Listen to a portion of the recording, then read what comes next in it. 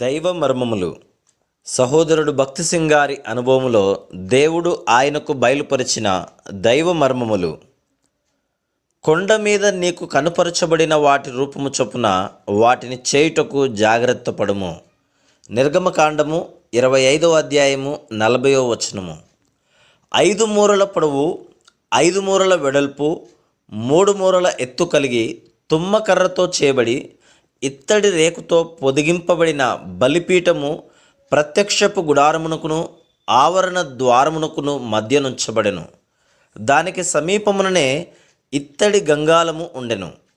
ఇత్తడి దిమ్మల మీద నిలవబెట్టిన స్తంభములకు వ్రేలాడుచున్న సన్న నార ఆ ఆవరణము యొక్క వెలుపలి గోడగా నుండెను.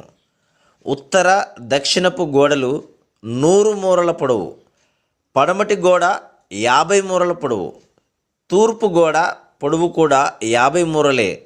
కానీ ఈ గోడ మధ్య 20 మూరల వెడల్పు గల గుమ్మం ఒకటి ఉండెను. బుట్టా పని చేయబడిన సన్న నార తెర ఈ గుమ్మము మీద వ్రేలాడుచుండెను.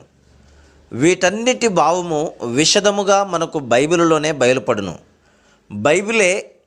బైబిలునకు వ్యాఖ్యానము. వీటన్నిటి విషయమై దేవుడు మోషేతో ఈ విధముగా చెప్పెను. కొండ మీద నీకు కనపరచబడిన వాటి రూపము చొప్పున వాటిని చేయుటకు జాగ్రత్త పడుము.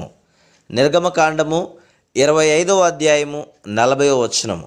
మనము గ్రహించినను గ్రహించకపోయినను ఇవన్నీ పరలోకపు సత్యములనే వివరించుచున్నవి.